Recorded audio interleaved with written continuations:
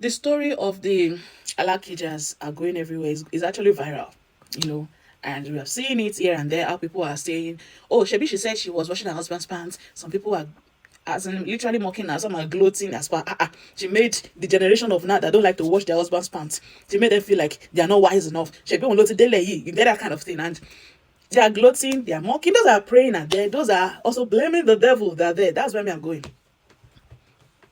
How long are you going to keep blaming the devil for your responsibility? Look at it this way. Is the devil living in that marriage with you? See, and I keep saying this and I keep telling believers every day, there is nothing in your life that the devil does that is without your permission. Now, let's break it down. When we are talking about marriage, marriage is between two human beings who are living in the earthly realm. They are not living in the spirit realm. They're in the earthly realm, which means the things that pertains to human will relate. And also, there are principles that guide the institution of marriage that makes it work. That is to say, you are born again or not, if you follow the principle, your marriage will work. If you hate God, don't like God, don't want to hear anything Jesus, as far as you follow the principles of marriage, your marriage will thrive. The difference when it comes to marriage of the believer's marriage and the unbeliever's marriage that makes it look a little better or different, rather, let me say different, is the grace of God that God gives to every individual who believes in Him.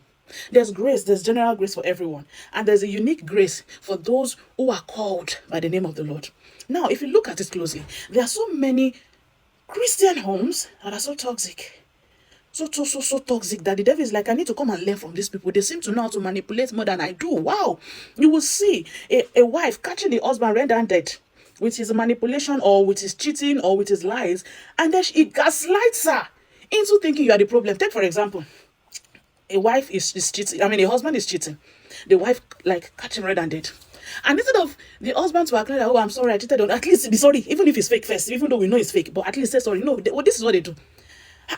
You, this woman, you're becoming too troublesome. Why are you following me everywhere? What must you...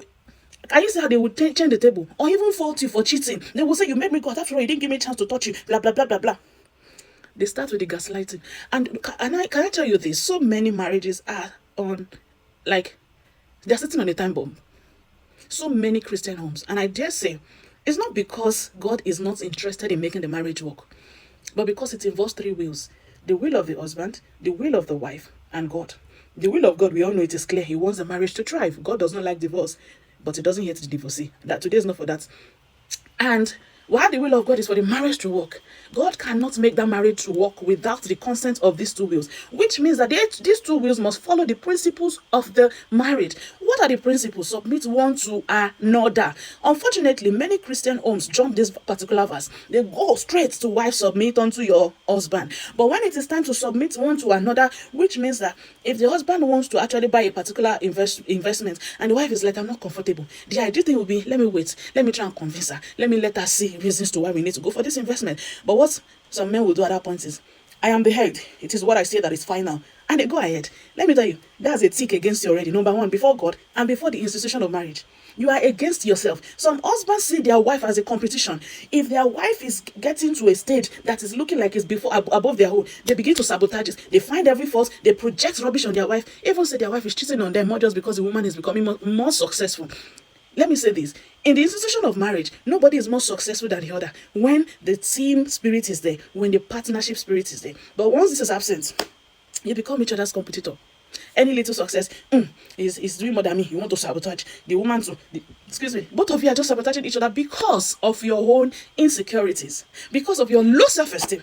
Then you now manipulate the woman, manipulate the man. Some of you isolate your partners from other people. You make them see the reasons why. You give them 1,001 reason why they must not relate to their family again. The family that gave you the wife or the man, suddenly they became the witches and wizards that will scatter your marriage. Can you see? These are the principles. Anyone isolating you is already a problem. Is it?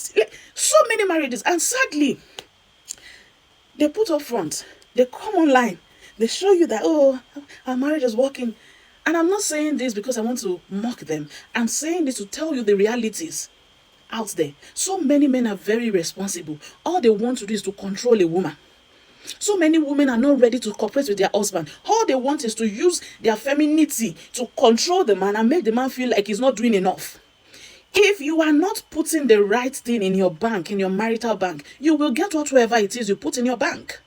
So if 30 years from now, maybe you're just marrying this year, 30 years from now, divorce happens, I will not be surprised personally. Because whatsoever you're sowing now is what you will reap later, either by your actions and inactions. Because if you find your husband or your wife as a competition, I won't be surprised if tomorrow the person that is a victim says they are done. And they are done. There's nothing anybody can do, not even their pastor can change their mind. Because they waited. They waited. Even though for me, I can't wait too long. But some people are willing to wait, hoping you will change. But the day your time will be up, even God will back them up. Because God is waiting for them to say, hello, why are you still waiting? I need you more than this marriage. Don't you get it? So don't be surprised if tomorrow another very big marriage celebrity you are seeing is going poof in the air. It's not about the people. They didn't fail. It's most likely because so many things, the fundamental rules that guide the marriage is not put in place. I'm not saying this thing may not have been from start, but could it have been adjusted with time? Yes, but here we are. So before you start gloating about someone's marriage that just broke down, or you start mocking the auntie whose marriage is on the brink, look inside yourself. Are you a very good husband? Are you kind towards your wife? Are you a good wife? Do you listen to your husband? Or you are the one ruining the finances of your marriage? Are you cooperating with each other? Or you see each other as competition? Do you love your wife like your flesh, the way you take care of your skin? Or maybe you don't even take care of your skin self. So now person will take care of themselves, will we take care of another person? So before you start saying, God forbid, in Jesus' name, my marriage will not be like that, make sure that you are putting in the right wood to the fire so that the fire can burn very well. Because if you are not putting in the right wood, my dear sister in the Lord, my dear brother in the Lord, you will soon join the clique of divorces. And yes, it is not going to be the devil. Let's stop blaming the devil for our responsibility. There are so many calamities in this world that the devil knows nothing about. We, with our own hand like this, we do it. You know when they say, Wala Joko Jeje, you now go and use Gongo to draw it down. Trouble sits Jeje on his own. You go and use your misbehavior, your inactions, your maltreatment and bad behavior. You use it to pull it down. You're not blaming God. How can God see good marriage like this breaking? No. Why did God allow the devil? No. It is whatsoever you allow that would happen in your life.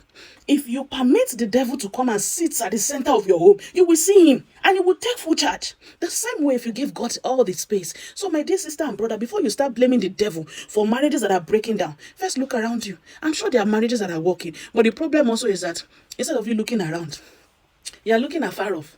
The marriages of your pastor that is working is there. And if your pastor's marriage is not working, what are you still doing in the church? Go to a church where you can see a good model that you can follow. My dear, stop using sentiment to destroy your own future. Thank you and God bless you.